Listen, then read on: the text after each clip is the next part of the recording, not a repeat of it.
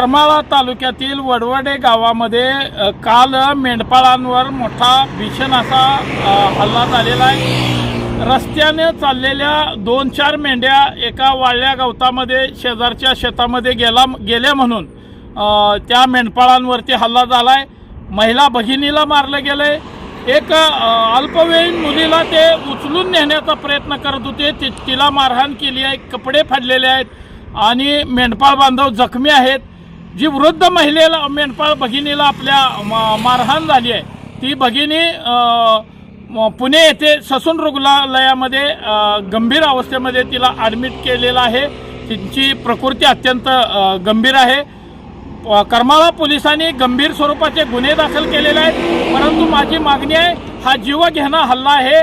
या आरोपीवर जुन्या 307 प्रमाणे गुन्हा दाखल झाला पाहिजे आणि सदर आरोपींच्या मुसक्या तात्काळ आवळल्या पाहिजेत आणि यामध्ये काही धनगर समाजातील पवन करवर व विष्णू कुराडे नावाचे दलाल मंडळी विनाकारण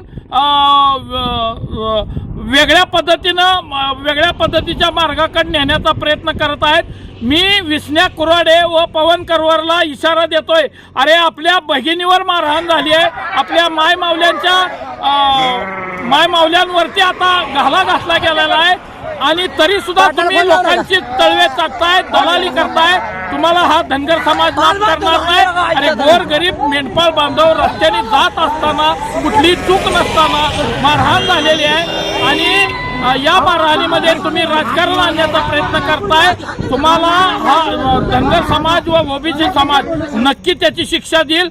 यापुढे जर तुम्ही अशा प्रकारचे व्हिडिओ करून कुणाची दलाली कराल तर तुम्हाला जागच्या जागी ठोकून काढू। करमाळा तालुक्यातील वरवडे गावाच्या हद्दीतून मेंढपाळ बांधव जात असताना शेजारच्या वाळल्या गवतावरती 3-4 मेंढ्या गेल्या म्हणून धनगर बांधवांना मेंढपाळ बांधवांना प्रचंड अशी मारहाण झालेली आहे। महिलांना मारहाण झाली आहे। आपल्या एका अल्पवयीन मुलीला उचलून नेण्याचा प्रयत्न झाला, तिचे कपडे फाडले, तिला केळीत घेऊन जाऊया अशा प्रकारची असभ्य भाषा वापरली।